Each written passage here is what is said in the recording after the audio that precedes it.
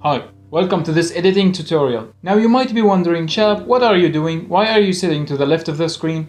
And that's a great question. I'm sitting to the left of the screen because today we're gonna go inside my mobile into Adobe Lightroom and edit some photos. Let's get into it.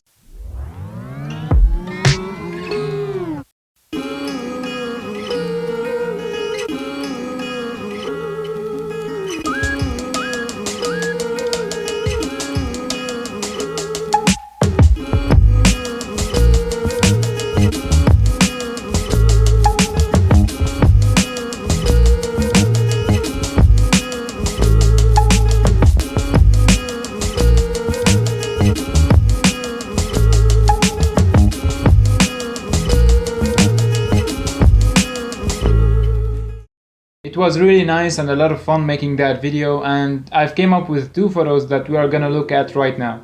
So the first picture I took was this photo, which I was making juice in, and the second photo was kind of the same composition but different angle. And edit wise, the first thing that we see in those photos are the colors. I love the colors, how they turned out was really great. The orange color is just really popping in the picture and giving that mood, that vibe, that comfy feeling, you know.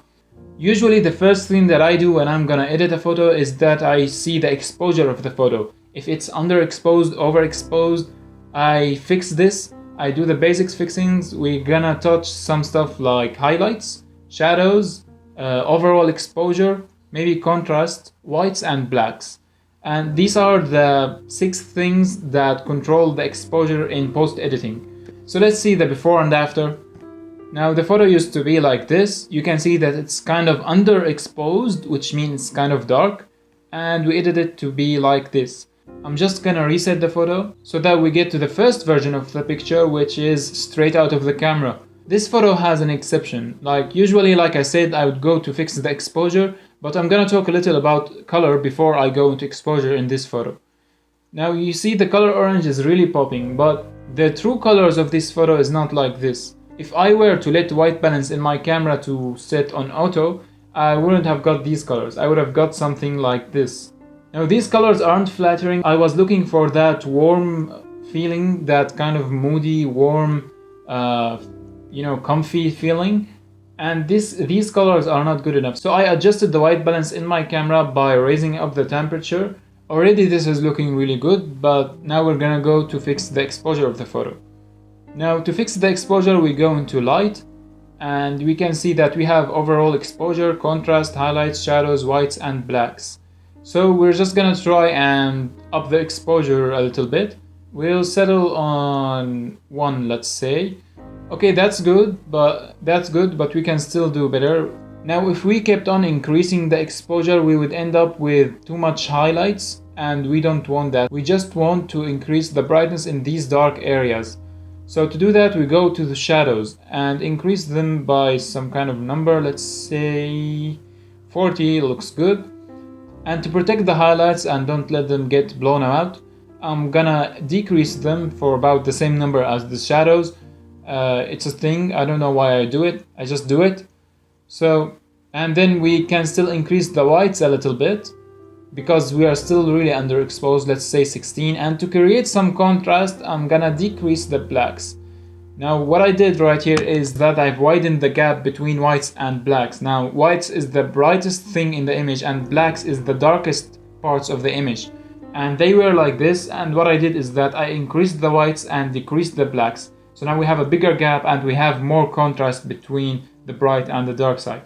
We can already see that this is looking pretty good, but I still need that cinematic or film look.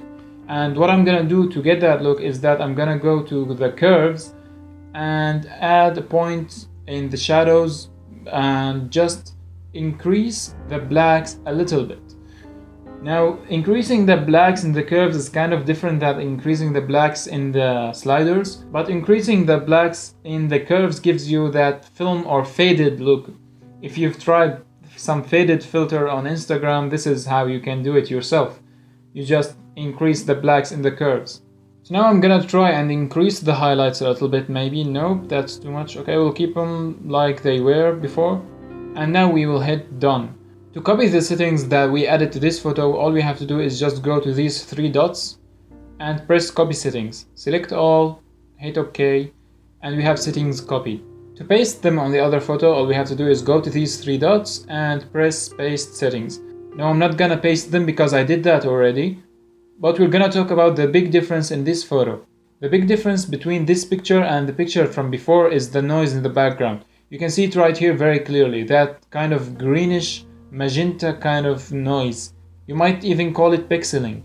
Now this noise is because I'm using an ISO of 800 right here and my camera isn't that good at low light situation, so I have digital noise. Now to get rid of this noise, all we have to do is go into the details tab, and under sharpening we see noise reduction. So I'm gonna zoom in on the part that has the most noise, and I'm gonna try different values to see what works best. So let's try something like 37. Well, it's better, but we can even push it harder than that. And let's go with something like 75. Now 75 is an extreme number, but this is an extreme case. And if we look at overall of the photo, it's looking kind of good. Now for the last time, here's the before and after. Here's the before and after.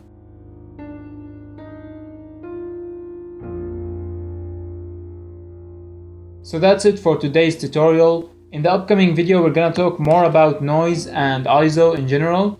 Actually, the first video in the 3-video series that I'm gonna upload about camera basics is gonna be about ISO. So make sure that you are subscribed and hit that bell button so that you would get notified when I upload these videos. If you like this editing video, make sure to tell me in the comments so that I would do more of them. I really enjoyed taking and editing these photos. And last but not least, always make sure to take cool photos at home, edit them, post them on Instagram, tag me, and I will see you later.